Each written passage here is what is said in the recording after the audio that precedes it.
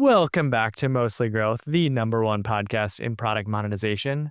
Today, we're going to talk about the new AI monetization push for SaaS companies like Figma. Investors are demanding an AI story. The real test is whether software companies can successfully monetize AI. And Figma's stock just jumped 14% on a new AI monetization strategy. We're going to talk about whether it's good, bad, or ugly. I'm here for it. Wait, why did you pick Figma again out of all the companies out there?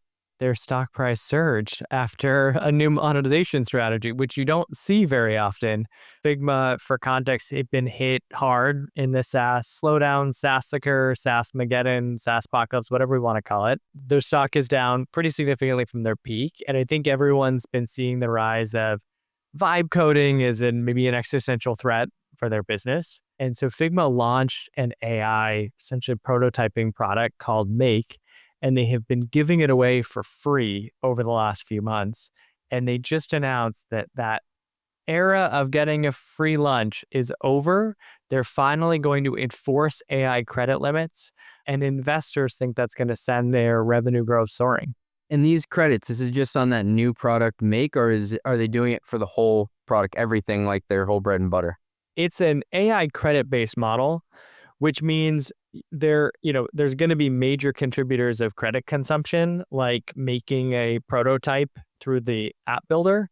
But realistically, like anything that involves AI, whether it's in Make or something else, could be part of this AI credit model. That's kind of the genius and the curse of credit models, is that it actually gives you free reign to kind of monetize everything without it really feeling like a pricing change for your customer. There's an investor perspective on it. Like you said, the stock price went up, but then there's the consumer perspective of people using it. Do you think they both feel positively about this? The investors seem to like it quite a bit. And Figma also reported their forecast of revenue that was well above the consensus from investors. So they probably especially like that there's more revenue that's going to come. Consumers have not been charged yet. And so I think that we are going to see how consumers react in about 3 weeks. That's when the enforcement starts to come up. But for comparison, so Figma says that about 75% of their paying customers with $10,000 or more in ARR are consuming AI credits on a weekly basis. And they're already seeing a number of their users seeing kind of an outsized credit consumption who would already be above the limits that Figma plans to enforce. They've kind of called this out as the power law distribution around their user base. I've noticed this before of like your top 10% of users are maybe 70% or more of your token consumption. And so Figma is seeing that too. And so I think my guess is that some users will be totally fine because they will not be anywhere near their credit limit. And this subset of power users might be pissed because they're about to get a really expensive bill. They're about to poke the bear. Maybe we should talk about like what the heck this model looks like. How does that sound? That sounds good, Kyle. So on December 9th of last year, that's when Figma announced AI credits in general. And Figma was not alone in AI credits. They're actually part of a wave of just about every other software company I can think of. I partnered with Rob from Pricing SaaS, and we looked at their data set, which they had data on the top 500 software companies that have public pricing, and compared their pricing at the end of 2024 to the end of 2025. And back in 2024, credit-based pricing was pretty rare. Only 35 companies had it. As of the end of 2025, it was up from 35 to 79. That's a 126% increase year on year in companies using credit models. So Salesforce launched them, HubSpot, Airtable, Retool, Postman, MailChimp, and Figma is just one of these companies that added it. So they're still going to have seat-based subscriptions where you subscribe to a plan and you pay per user. But each seat includes a number of AI credits. So if you're on the free plan, you get 150 credits per day or 500 a month. If you're on the pro plan, you get 3,000 AI credits per month. And if you're on an enterprise plan, you get about 4,200 AI credits per month. Originally, when this was on the call sheet for us to go through, Kyle, what my mind went to, and people hated this post that I did, was the difference between recurring and reoccurring. So recurring, same amount at the same time every month. Reoccurring, like an Uber ride. I do Uber pretty frequently, but it's a different distance I'll go, and it's not like I do it every Wednesday. What I had figured with this is it was a flat subscription, and then this is the icing on top. But it seems like they're going full bore with this. Is this the full thing, or are you saying there is a seat-based component to it? So this is where things get a little complicated, right? So when someone runs out of, I'm a simple man, Kyle. well, then you're not going to like pricing very much in the age of AI. Bear with me on this. So right now, if you run out of credits, you can upgrade to a more expensive seat. So if you're on a seat type called dev mode or a collaborator seat, right? These have very few AI credits baked in. So if you're on that seat, your natural thing would be upgrade to a full seat that gives you more AI credits. So that's going to be a more expensive seat-based subscription, but to get more credits. So they still win. Okay. Your next option from there is if you keep running into limits, you can buy a credit subscription. And so this would be like paying $120 per month for an extra 5,000 credits a month, or $240 a month for an extra 10,000 credits a month. Now, these are shared credits that could be used by anyone who hits their individual limit. It's priced in a way that it encourages you to keep that subscription on an ongoing basis. So you're not upgrading and then downgrading. You're just paying more in perpetuity. They're trying to get essentially recurring revenue from usage. Although they did say in Q2, they're going to introduce the option of pay as you go. So being able to just buy credits on a one-off basis as like a top-up model. Now that is, to your point, reoccurring revenue or one-time revenue that might reoccur, but it's not classic subscription revenue. Because what my mind went to instantly as a CFO is that sounds well and good, but is there a downside case where you get exposed that people are actually coming less frequently than you thought they were, and you don't really have anything to help you keep water at its level? Well, and so that's where Figma is trying to really focus on. This is a way to increase subscription recurring revenue, but I think they want to balance that with flexibility for the user, so they're not strong arming their customers. But the clear play is more recurring revenue through AI consumption. I want to call it one existential thing here, not related to pricing. This isn't necessarily a moat, though, against people saying that you can vibe code Figma now, right? This is just a different pricing mechanism for people to buy it. You can use these vibe coding products like Claude Code or Lovable or Bolt.new or Replit or others. You essentially start typing and you'll get a prototype that's even a working app, right? That you can then edit or push into production. And many people don't use those to create production-ready apps. They create working prototypes that they can then push to their engineering team to say, hey, build this and here's the V1. But like you can take this V1 and customize it, and that's going to be a lot faster to make than programming from scratch with just like a flat file, like an image. You already have your design assets, your design system in Figma. Now you can do this prototyping in Figma too. And you can have all the collaboration. So if your designers are building something, they can collaborate with developers in this same file.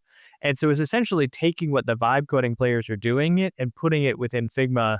So in that way, while someone else could in theory vibe code Figma, they're not really going to be able to vibe code a vibe code builder.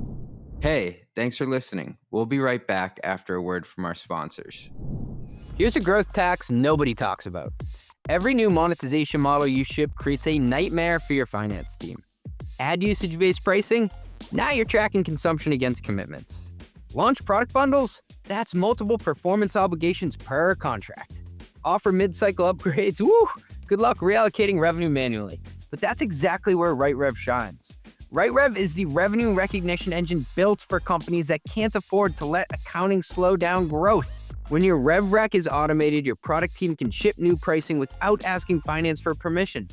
And your sales team can close creative deals without worrying about downstream chaos. To get up on my CFO soapbox for a sec, I love talking about creative pricing models, hybrid pricing, credits, tiered usage. But I've seen too many companies where the sales team is celebrating a huge quarter while finance is still trying to figure out how to recognize half of it. In a world where your pricing model might change 3 times next year, that flexibility is everything. If you want to scale your monetization without breaking your books, visit RightRev.com.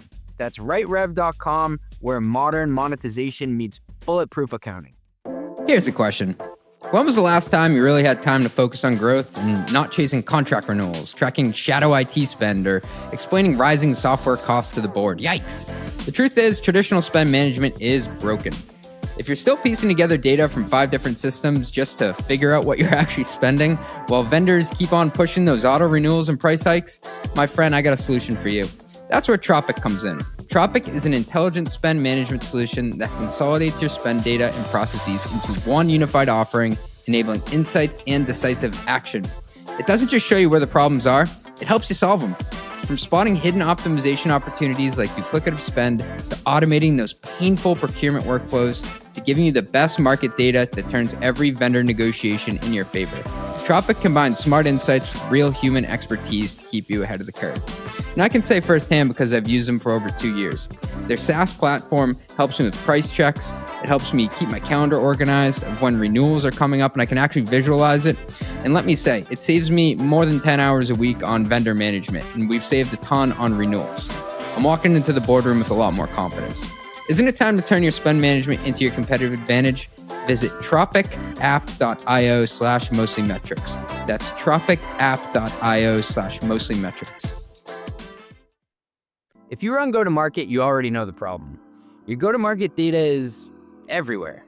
Ads, CRMs, sales calls, marketing, spreadsheets, but you're still guessing what to do next. HockeyStack is the AI platform for modern go-to-market teams that collects all your customer data and unifies it into a single system of action. Then you deploy AI agents that prospect the right accounts, help reps close and upsell deals, improve forecast accuracy, and automate what's already working across sales and marketing. Instead of running 5-year-old processes manually, your go-to-market team finally has agents that understand your ICP, your funnel, and your buying motion, and they execute on it. That's why teams like RingCentral, Outreach, ActiveCampaign, and even Fortune 100 companies rely on HockeyStack to cut through the noise, eliminate wasted spend, and make better go-to-market decisions faster. That's HockeyStack, the AI platform that helps go-to-market teams make space to think and win. Whenever these announcements come out, I feel like they have a lot of fine print to them, Kyle. Most AI credit models, there is some fine print because your next question is, what the hell is a credit? Like, what do I use these things for? The first fine print is like, what counts as a credit? So there are some AI actions like an AI search that are 0 credits. There are some like removing the background in an image that are a relatively small number of credits. That's about 1 to 5 credits an image. My estimate is that a credit costs about 2.4 cents per credit or 3 cents a credit on a pay-as-you-go basis. So a background removal is costing you anywhere from like 2 cents to 10 cents. I feel like I'm being penalized every time I'm trying to choose between the colors, Kyle. You might be, but like you're not being penalized that much. I think you can afford 2 cents. But then there are some actions that cost a lot more. So if you want to make an image, for example, it's going to be a different number of credits to make that image with like a low cost model versus the latest and greatest Gemini Pro model. So the latest and greatest image generator is actually 25 credits. So more than 50 cents to make an image. So that's where things get pretty complicated. The ability to make a prototype, for example, is about 20 credits per use. So about 40 cents for making a prototype. Now, still pretty reasonable in the grand scheme of things, but that can add up pretty quickly depending on the number of iterations you're running. That's where you worry, like, I'm no Johnny Ives here. Is it Johnny Ives, iPhone guy? Yeah, see, I'm not a product guy. I worry about what makes your product special is predicated on people using it. And now you're going to ding them here and ding them there for changing colors and this and that. Like, I understand the pricing mechanism, but I think it can actually work against you sometimes or discourages people from spending more time in the app. If it goes well and they really do love you and they can't go anywhere else, yes, you will expand over time, but I don't know. That is always a challenge with any sort of usage-based pricing model. I think what Figma is saying is you automatically get credits in your seat. So you get 3,000, 4,000 of these credits. Yeah. That's kind of a lot to play with. If they have money in their wallet that's added every single month, they're going to be a lot more willing to spend that money versus if they have to pay out of pocket, right? So I think that will help people get over that hurdle. The other thing is this is real work that's being done by AI that would otherwise be done by people, right? And so I think the ROI, if the image generator makes a really good image, that's way faster and way less expensive than hiring a designer to make that image from scratch. Who needed that seat, right? So this safeguards them against the seats having to go away to a certain extent. Because if you make them more efficient, you need less designers or product designers then you buy less seats, but you're still using the credits and you're actually eating into now a labor budget, not a tool budget. Exactly. So power users, people that are just all in on going to AI first, have fewer designers. Those designers are doing more work per designer because of AI, and they're going to be paying more per seat. There's an analog here, I think, to something that Tomas Tongas was discussing on his blog, where he's getting to a point where the credits that an engineer is using may actually cost more than the engineer using them in their salary per year. And it may actually cost more than the engineer that you're replacing. So it becomes this question of, I don't know, like over time, do R&D costs ever come down, or are you just eating up any savings you had and maybe even going overboard on how much you would traditionally spend on an engineer? So the same thing could be said for a product designer here. You may make them more efficient where the number of product designers and the ratio you have in the pods to engineers, it goes down, but you may be spending twice as much in total aggregate capital on figuring out those jobs. Your spend is going down in one place and up in another. I'd argue that it's probably pretty rare that someone is paying like as much for their AI tokens or credits as they would for like a full-on engineer after all the costs of hiring, salary, benefits, supporting software, etc. But like there is a real credit cost per engineer, and my gut is that you can capture about anywhere from 10 to 30% of the savings you generate for the customer. But that means the customer needs to get 70 to 90% of the savings. And so you're not taking 100% of the cost savings that you're generating for them. You're taking 10 to 30. You'd be surprised, dude, how fast you can get there. Because if you pay somebody, call it 200 grand a year, what's that, like $750 a day? If you assume there's like 260 work days in a year, there are engineers out there who are definitely spending $300, $400, $500, maybe $700 in credits at this point. Well, but if they're getting more productivity than they would from an engineer, like if they're getting the equivalent of 2 or 3 or 4 engineers, yeah, that's actually fair. maybe still savings. Do you want to hear more fine print? There's actually more than even what I shared before. Is this like when you update your iPhone and they're like, you read this 743 EULA agreement, right? You just checked the you box. fully agreed to giving away all your rights. So, all right. So Figma has this credit calculation where all these different things cost different credits, including different models of LLMs they're using have different credits. But they also have some other things that are going to make them, I think, more money and not necessarily make customers happier. So one is the credits are assigned to an individual user. They reset monthly and they can't be shared or transferred. So you, as a Figma user, have like 3,000 credits in your bank account every month, but either use it or lose it. So you got to use it. And if you go over, but your friend on another team never uses any of his credits, that doesn't matter. You still went over. You're still moving into overage territory. So this is going to be what drives people to buy more seats of Figma and gets accounts into overage territory, even if there's only one power user at that company that's using AI credits. And the other thing is they're not going to tell you how many credits an action will take up front, but you can hover over an icon to see how many credits you used after the fact. So I think that's going to be harder from a predictability standpoint. Like it's hard to not know how much something's going to cost before you do the action. But I think they're betting that everyone has these free credits. And so they can test, play around with this, get a sense for what this looks like, and then be more comfortable. This has always been my gripe with companies that are credit-based, that they're incredibly vendor-friendly and it fundamentally shifts the risk and the relationship to the end user. I mean, this is a lot more work for you as a user. And if you're an individual designer and you're being told, hey, you got to adopt AI, but now all of a sudden you've hit your credit limit and you got to ask your boss to buy more credits for the account. And then the boss is like, well, what do you use these credits on? And then they're maybe going to look at all of the activity log and like, you repeated this action twice. And you said that there are a lot of other companies out there who have done it as well. Like what has been the reaction from the consumer angle? There's a begrudging acceptance because this is becoming the norm across so many different companies. And so in the like vibe prototyping space, if you're on a Claude Code, for example, you've got a credit model. They have, subscription packages where you're like on $100 a month tier or like $1,000 a month tier, whatever it is, but you still got credits that drive that package that you're on. Everyone's doing it. And so I guess we kind of have to pay this way. but I don't think anyone's super happy about it. And that's where I'm torn with it all, because the credit model, like, it's easy to roll out. It doesn't seem like a big pricing change. It gives you a lot of flexibility to cover your costs as a vendor. It's not something that anyone's going to really want to make a big enterprise purchase around, because it's just so hard to predict. And it's so fundamentally like disconnected from any sort of like ROI metric that the customer sees themselves. And so are they early or late to the game, regardless of how people feel about it? They're late to the game from where I sit. They're still early in terms of the overall spend in like the tech world going through credits. What else am I missing about this, Kyle? This is the increasingly the norm for where companies are going with pricing. But Salesforce launched their AI credit model for Agentforce maybe almost a year ago now. So they launched initially at $2 per conversation, automated with Agentforce.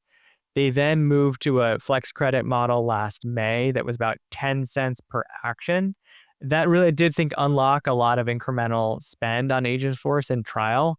But then more recently, they actually have launched multiple new pricing models. So they have per user licenses for Agentforce, which Benioff frames as digital labor. I believe these are about $125 per user. And then they have an agentic ELA with unlimited usage that's priced based on the company's size. And so what this does is there's ability to try out the AI capabilities at a low cost with a credit model, get comfortable with it. And then there's that more predictability once you want to fully roll this out. And I think with Salesforce, the user licenses and the ELA make it really easy for them to get to the C-level within their customer and sell this like digital transformation use case. And I think that's what Figma is missing. So they're getting to this AI credit model, but when they want to sell this into the enterprise, they're going to need additional pricing models on top of this. Not trying to be a dick, but since Salesforce made that move, their stock's down 40%. That's better in theory than what Figma stock is down. Maybe it would have been down year, 60% if they didn't change their pricing model, Kyle. You don't know how much it would have been down. In this current environment with AI, I've given up on the idea that there's like one best pricing model out there and you just need to find what it is. And I think the reality is that most companies will actually need a couple of different pricing models that can live alongside each other. And then you need to have the ability to figure out in what circumstances is this pricing model best to avoid confusing the rep and the customer. Were they planning to do this for a while, or do you think they spun this all together pretty quickly? Because if I was them, wouldn't it have been smarter to do before IPO? I don't know. Actually, maybe they would have confused people because it's a different model and you're trying to tell people a consistent story. So they announced it in December of last year, the credit model in theory. I think that was a little late. I think this is a product that could be really make or break. In my view, Figma's never been the first to release something. They tend to spend a while perfecting it, polishing it, with the hope that I think like when they do finally launch a product, it works really well for a lot of different customers, ranging from like small business that's using it with one or two licenses up to like really big enterprises. But given how early the vibe coding kind of revolution is, like being second to market with a better product and being able to learn from all the mistakes of your competitors might not actually be a bad thing in the end. Kyle, I want to go back to something you said, and that's that this pricing change will impact in a big way their power users, the ones that make up 70% of the revenue. The way that my simple mind works is when you do some sort of pricing change, it either targets the long tail of customers who you don't make a ton out of, but you want to try to bring up to that bar, or it goes after the customers who already pay you a lot, and now they're going to pay you even more. What's your advice, I guess, from a broader perspective of when you make a pricing change like this, going after one side of the barbell versus the other? What they're saying is, hey, right now we've got per seat pricing, which means regardless of if someone ever logs in for Figma, they are paying the same price as a power user. So it kind of just says everyone is the same. Anyone that wants a license is going to pay for a license. Now, what this is saying is, hey, actually, there's really different profiles of users within our customer base. And so we've got these power users that are, maybe using 10x, 100x more than the regular user. And so why should that power user pay the same price of a regular user? So it's almost like thinking about it as, think about your home internet. If you have a gamer who's like on a million devices every single day, and then someone that's like paying for internet but not even home, why should they pay the same price for internet? And so it's actually rethinking monetization to say, hey, look, like just because you're a user that needs to log in, that's no longer enough. We need to be thinking about the profiles of different types of people. All right, next up, we like to have a little fun here. We like to do things differently. And first up, we are going to talk about a potentially reliable thing that one of you guys read at 2 a.m. There is a tech company that just crossed 25 million paying subscribers. And I don't know if you're going to be able to guess who it is. OnlyFans. They're probably actually beyond that. It's Snapchat. They have 25 million paying customers, which to me is wild because I think of like social media apps as I don't pay for any of them. Like I don't pay for Instagram, for Facebook, I actually do pay for LinkedIn, but I don't pay for a consumer social app. But it turns out they launched Snapchat Plus in 2022. It initially gave people some exclusive features and pre-release features. It was priced at $3.99 a month. There's 25 million people out there paying for Snapchat. So apparently X only has 3.6 million. Wait, X has 3.6 million to Snapchat's 25 million? Paying. This is $1 billion in direct ARR from subscriptions for Snapchat. Next up, it's time for our oopsies. It's time for our whoops. Didn't know I did that. We've got our business blunders. Last episode we talked about is SaaS dead. I was so inspired that I bookmarked this tweet. This guy, Johan, says, SaaS is dead. OpenClaw replaced all my subscriptions. Went from $480 a month on tools to $1,245 a month on API costs and 15 hours a week fixing YAML files. Adapt or be left behind. Oh, man. SaaS is dead, but I am more poor. I didn't even think that you knew what OpenClaw was. I don't know what a YAML file is. It may be a YAML file, but hey, I'm an engineer too these days. I can vibe code anything. You are vibe coding these days, actually. Mostly Growth is a Mostly Media production. Executive produced by Ben Hillman. That's me. Additional production by Steve Sarasoli. Nothing said on this podcast is intended to be business or investment advice. It's the sole opinion of CJ, Kyle, and Ben. Just some guys who love talking growth. Mostly. If you like this podcast, hit subscribe and give it 5 stars. It only takes like 2 seconds and our algorithm overlords love it. Drink water, call your mom, and have a great day.